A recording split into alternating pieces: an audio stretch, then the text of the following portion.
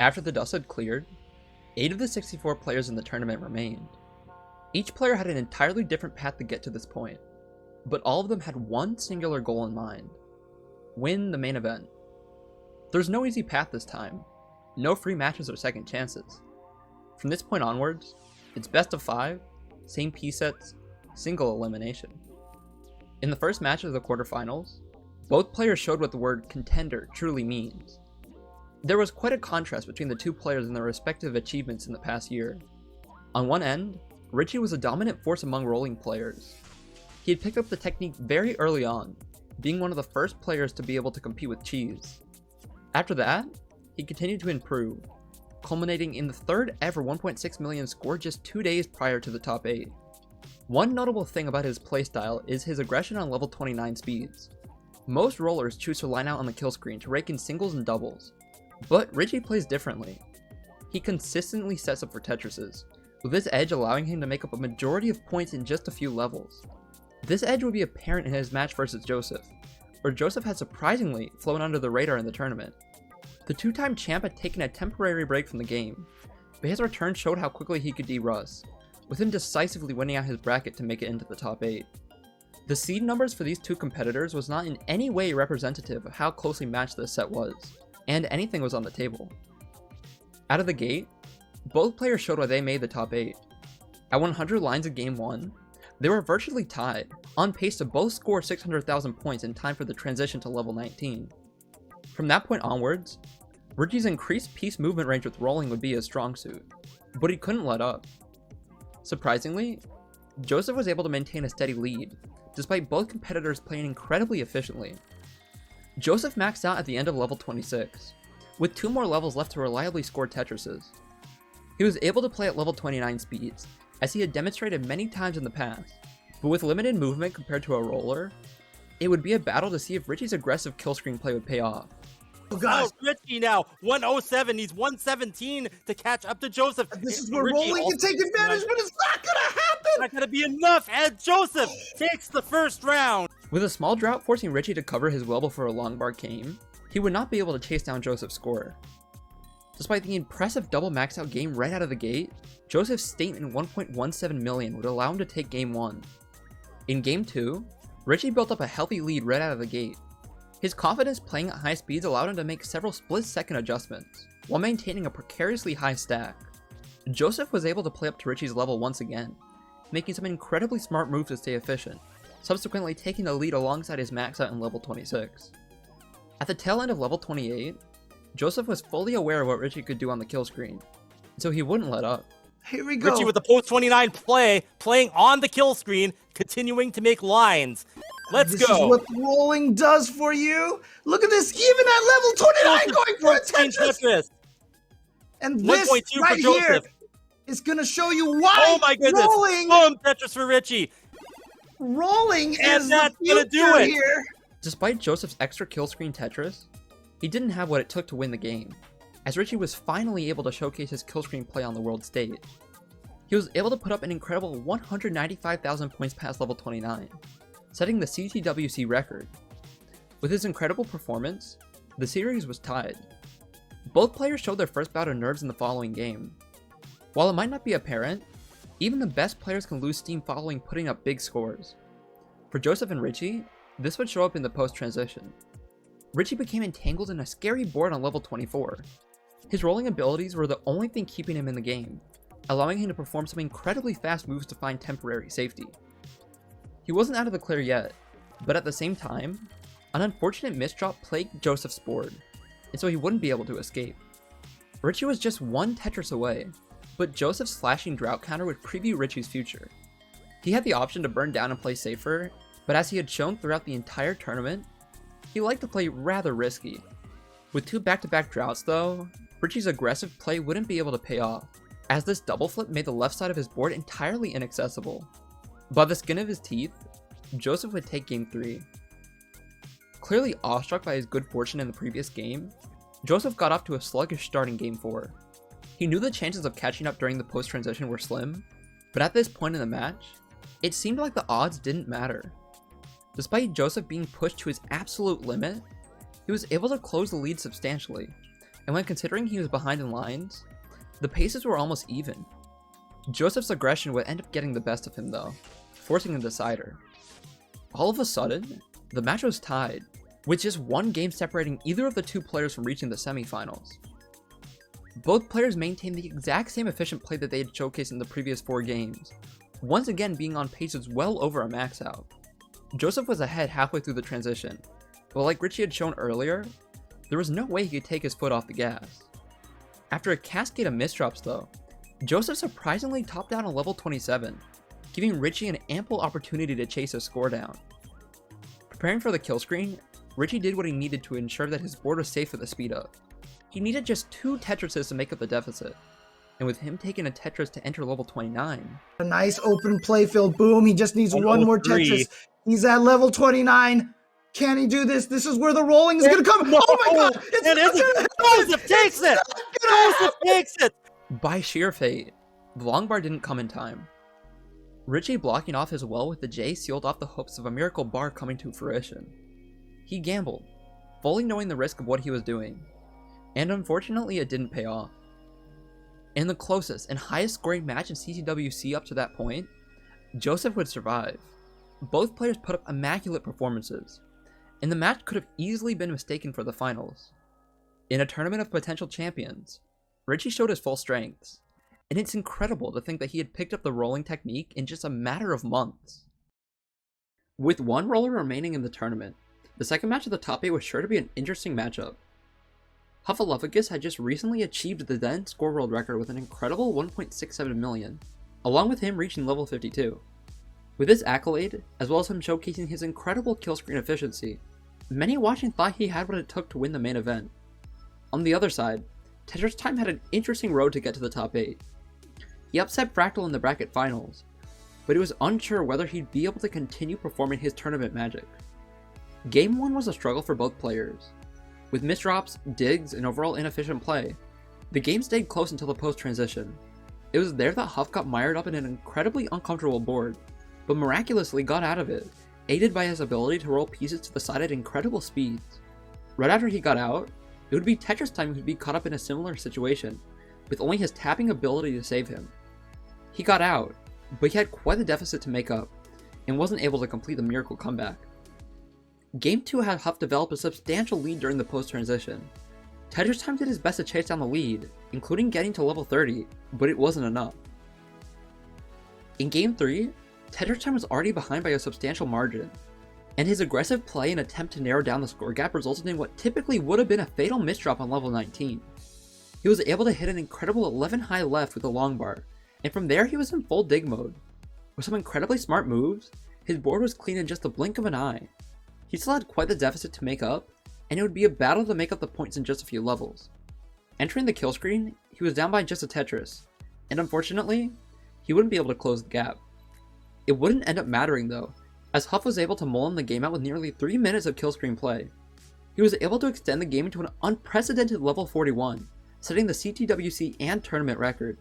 Tetris Time was just no match for Huff, as he would end up being the one to watch for the semifinals.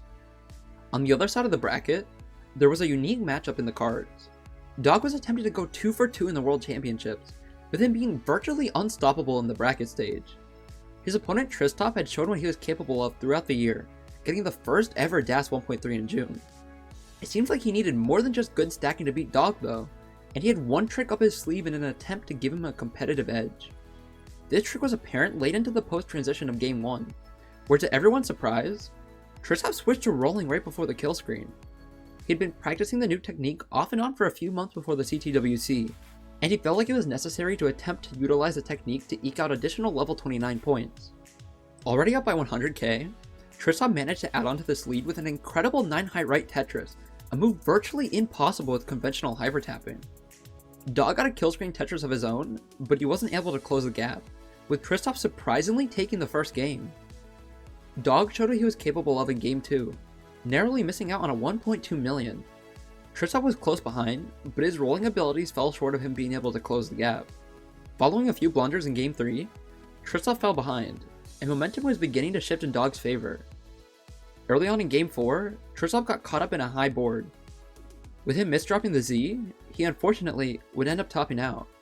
Despite an impressive showing, it was hard to compete with the reigning champ, and Dog would move on to the semis. With Dog cementing his spot in the top 4, there was potential for 2 back-to-back rematches on the right side of the bracket, the first of which was with the quarterfinal match of Pixel Andy vs Nano. Both players were repeat top 8 players, having to face each other in the semifinals just a year prior. In Game 1, Andy encountered a fatal misdrop during the post-transition. He was up by nearly 200,000, so Nano couldn't rest easy. He was forced to get Tetris ready with a long bar, and after encountering a sequence of very unfortunate pieces, he made it impossible to burn down his stack, topping out just 2 levels after Andy. Game 2 showcased both players staying within an incredibly close margin for a majority of the post-transition. Nano was able to take the lead for a split second upon reaching level 29, but Andy's competitive poise would persevere for yet another game, piling on another Tetris at the end of level 30. It wasn't just rollers making noise with their killscreen play during the top 8. Game 3 would end up being incredibly special, and Nano knew that he had to turn up his aggression to the maximum level, but it seemed like Andy was continuing to get better as the day went on. Both players transitioned to level 19 at nearly 650,000. You would expect this high Tetris rate to drop off with the speed up, but of course, this is the CTWC main event that we're talking about. At the very end of level 24, Nano maxed out, leaving 4 levels to pile on the points. Andy wasn't too far behind though, maxing out in the middle of level 25. From this point onwards though, we saw the brutal reality of what the same piece sets could cause. As previously mentioned, both players were playing on a set seed, meaning that while they didn't know the upcoming pieces, the distribution was already pre-planned, meaning that both competitors would have to attempt to be more efficient with the same RNG. The left side of Nano's board was caught in an uncomfortable spot. Despite some incredibly smart moves, he was stuck burning, forced to use a long bar at the end of the 20-piece drought just to open up his left side. Andy's left side was already more accommodating, allowing him to use that same bar for a Tetris, taking the lead shortly after. Nano was able to score 2 more Tetrises after that point, but despite the incredible 1.18 million score, the slight shift in fortune helped Andy secure the sweep. It might have just looked like a 3-0 loss on paper, but Nano was able to keep up in every game of the set, showing how much he had improved from the year prior. With the number of competitors whittled down, it was time for the semifinals. First, we'd have possibly the most exciting match in the entire tournament. This matchup might look a bit familiar, and well, that's because this is the 2020 Top 8 match, but once again, Huff and Joseph found themselves playing each other in the main event. Only this time, Huff had come to showcase his mastery of rolling, something that wasn't even public a year prior. In Game 1, Huff fell behind slightly, with Joseph maintaining a Tetris lead into the end of the post-transition. As Huff had shown already, he could play into the kill screen to make up points, but then again, so could Joseph. With Joseph having 3 Tetrises available on level 28 given perfect play, he attempted to maximize on his potential, setting up a Vitz, getting the long bar, and then building a line dependency in the middle of his stack. Unfortunately, this would be filled out too late, and it would be all up to Huff to make up the deficit past 29. With some incredible moves to get pieces to the left, he would persist, getting a double at the start of level 32 to put his score over the top. The extra Tetris for Joseph wouldn't have even mattered, as Huff narrowly missed out on a 1.2 million score. Huff had to deal with several scary boards during the post-transition of Game 2, and eventually it became too much to handle. His rolling kept him in the game through level 27, but he wouldn't be able to last for much longer, giving Game 2 to Joseph. Game 3 had both players stay within 2 Tetrises of each other during the post-transition. The worry for Joseph was that, even with a substantial lead, he was still prone to being chased down by Huff on the kill screen. He was still able to play level 29 though, about as proficiently as some of the best hypertappers, and it would be on full display. Tetrising into kill screen, 124. Okay. So Joseph is now safe on kill screen, and Huff actually gives it up. And Joseph takes that one now with the level 29 into level 30 play. It is time for Joseph to do some mullining now and strike fear into the heart of his competition by playing after the kill screen. The innovator of post-kill screen play, the original player to break all those records by 2-time world champion Joseph Saelee. GG's. Joseph just narrowly missed out on a 1.3 million, with nearly 200,000 points separating his score from Huff's. Joseph had his share of exceptional kill screen play, with him just 1 win away from making the finals. Up by a Tetris and a half in Game 4, Joseph was stuck in an uncomfortable spot. Stashing the square to the left, only to hit an incredible Z-spin was the catalyst for him to escape the situation. He Tetris into the kill screen for a max out, followed up with a triple. He topped out, but managed to take the lead by less than a Tetris. It was now up to Huff to make up the deficit. And Huff Huff just needs- getting the is singles, trying to the single it doubles. out. And yeah, we're seeing history repeat itself. Oh, 860 points. There it is! And Huff... And that means we are going to be seeing a decider. Not only would he retake the lead for the victory, but he also managed to reach an incredible level 40 with an immaculate left wall Tetris to boot. Joseph had his chance to show off 29 skills the game prior, and Huff proceeded to blow that play out of the water. With the series tied, the two players would once again go on to a decider. In their match back in 2020, it was Huff who would win the game, but this was a result of a level 18 top out by Joseph. Clearly, the scene had progressed to the point that early top outs among elite players would basically never happen, so it would be a battle to see which of the two players could outlast the other. To nobody's surprise, both players continued with their incredibly aggressive and risky play, such as with this sequence by Joseph on level 22, forcing a tuck setup just to build out the left side. The aggression seemed to be paying off for both sides, but would it last? Following yet another max out, Joseph would encounter his first blunder. Possibly due to a misrotation, he stood up the T-piece on the right, forcing a lung bar dependency. He was able to build out his left side and fill in the hole, but a sequence of uncomfortable pieces piled up, forcing Joseph to enter dig mode. There wasn't much he could do, and with Huff in the lead, he would become the first of the two main event finalists. This matchup showed how far both players had come in the last year, and Joseph's exceptional performance would not be forgotten. With one rematch out of the way, we had possibly the most anticipated rematch of them all, Dog vs Andy. The two brothers had remained at the top of the competitive ladder for yet another year, only this time, they were put on the exact same side of the bracket. Andy jumped out to a 100,000 lead in game 1, but Dog still had a fighting chance, and he would proceed to become unleashed in the post-transition. He took the lead into level 27, with Andy just a few lines ahead. It would still be a fight to the very end, but with one line to burn, Andy missed a crucial S-spin, meaning that he would enter level 29 without an open right well. This crucial miss would do him in, with Dog taking the first game. Dog had his first gaff in game 2 though, with a sequence of pieces that he didn't know what to do with. He needed a biblical dig from that point on, and couldn't complete it. Game 2 to Andy. Andy was caught in several dig situations during game 3, falling behind to such an extent that Dog jumped out to an incredible 200,000 lead. Despite scoring over 600k points during the post-transition, he was no match for Dog, with him one game away from his second ever finals appearance. Dog kept up the ridiculous aggression, pulling away from Andy after level 19. Andy did what he could to attempt to make up the deficit, setting up for two Tetrises on level 28. He attempted to set up with a Tetris on the kill screen, but he wasn't able to get the long bar over 6 high right, and after that he was done. Dog would advance to the finals for yet another year. This was once again another rematch from 2020. In that match, Dog won in convincing fashion to make his first ever appearance in the finals. It had been almost a year since that match though, and Huff was in no way the same player that he was during that tournament. He had shown exactly what he could do with the rolling playstyle. This would culminate in a last stand for the playstyle that stood dominant for 3 years prior. 2021 CTWC Finals, Hypertapping vs Rolling. Game 1 plagued both players with some atrocious RNG during level 18, with Huff taking a slight lead. With some rolling-induced misdrops on his board during the post-transition, Doc had the perfect chance to make up the deficit. He would proceed to extend the lead to several Tetrises, maintaining a precarious center well until level 28. He was able to play on the kill screen about as good as Joseph, but given that he was facing a roller, it would be a test to see who could persist for longer. A cascade of misdrops for Huff would allow Dog to coast to the end of game 1, taking that first game. Game 2 saw some uncharacteristic play from Dog, with several misdrops during the pre- and post-transition phases. Nearing the end of the post-transition, Huff jumped out to an almost insurmountable 250,000 point lead. Dog would have to do something completely unprecedented to get even close to making up this deficit. This is Dog we're talking about, of course, and as commentator Chris Tang would say, he became absolutely unleashed. 149,000 points. Let's go. Can this be done? This will be the play of his life if he can pull kill this off. Screen play here. For the first time, we've seen a chase down quite like this. Can Dog do it? Oh man, that was beautiful play. Can he keep it up? Yes, gets a double. That left side. Wow. Wow. Fighting for his life. Wow. Let's go. Let's go.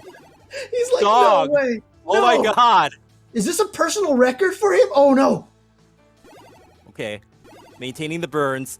got some Swiss cheese down there. Can he survive it? Oh my god, getting the double. That left side. Can he get something to that left over there? Oh man, that left, so dangerous. And that's... Oh, 35. Level 35. For a tapper, this performance was just absurd.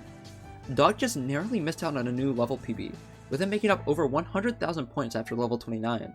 It might have just been a failed chase down, but it was clearly the catalyst for some absurd play by Dog in the games to follow. Dog jumped out to a very healthy lead, doing what he did best during the post-transition. Right before he maxed out, he performed an oddly reminiscent move with an accidental shift of the long bar. He held out for the second long bar, and then proceeded to play on top of that one block hole. In the meantime, it was Huff who was able to close the gap somewhat. This is where Huff's level 29 practice would be able to come in handy, but with the pieces falling down on the board at a speed of a piece every third of a second, one mistake could easily prove fatal. Post kill screen chase down, and look at this, he's still going. Level 33. Yeah, I mean, okay, so there's some holes and gaps. Oh no, he's looking at the screen. It looks like that's gonna finish it for Huff. And Dog with actually the better score going in. Huff failing to make the chase down post kill screen. Just 38,000 points away, Huff would unfortunately end up topping out. Dog was just one game away from being the third player ever to secure 2 World Championship victories. Still, we'd seen exactly what Huff was able to do throughout the entire day, so there was absolutely no way that Dog could let up against the rolling phenom. Game 4 had a wide range of emotions across the board. Dog showed off the cheese grip right before the transition, boasting a lead of just 1 Tetris. There was no way for him to secure the victory pre-29, but Dog was able to play his best Tetris of the day after level 19. Dog maxed out into level 26 once again, and with the line count exactly even, Huff had a clear deficit to make up. Dog would enter the kill screen with a commanding 250,000 point lead, but he wasn't in the clear yet. Huff had already shown that he could score to that extent past the kill screen, with his incredible level 40 run versus Joseph boasting an absurd 227,000 points past level 29. With 2 back-to-back level 29 Tetrises, he was already within 170k, and all eyes were on Huff to see if he could make up the deficit. Okay, Huff now having to make up 169,000 points. His tournament life on the line. Chase down of his life. Uh-oh. Left side's a bit high there. Gets it. Nails that triple. Some holes in the stack. Oh, that middle's going to be a problem. He's still alive. Yeah, he's still alive. But that Swiss cheese, the clock is ticking, and it looks like Huff knows that is going to win it for Dog. Dog is your 2-time Classic Tetris World Champion for 2021. This match left an imprint on the scene of Classic Tetris, not just for those watching, but for the players as well. Never before has a player been able to perform such incredible moves on level 29 speed, achieving piece movement a Hypertapper could only dream of. Dog's heroics during Game 2 might have been impressive on their own, but even he knew the future potential of rolling. His performance in the finals could effectively be seen as the last stand for Hypertapping, and it seems like many players, including Dog, are beginning to set their sights on rolling. This is part of the beauty of the game of Classic Tetris. Watching the 2020 CTWC as a new player, I could have never expected what would unfold just a year after that event. Watching max out scores become essentially obsolete due to the better players and more aggressive playstyles was a unique feeling, and it's due in full to the dedication of the entire NES Tetris community. Without a thriving community of members seeking to break the 3-decade-old game, we would not be even close to where we are today. It's a common theme for competitive online communities to be full of toxicity, but a scene where players strive to help not just themselves, but also the community as a whole improve is something special, with the Tetris community producing a bastion of knowledge just to help players improve and refine their skills. This helped an entirely new generation pick up the game with Hypertapping a few years back, and with rolling, the ceiling is much, much higher. It's entirely possible that a first-time viewer of the CTWC could have seen Huff's incredible play, being inspired to practice the playstyle for themselves. Only time will tell, but as we've seen many times in the past, the limits are never where we think they are, and if there's one thing that's certain, the 2022 CTWC will be an absolute spectacle.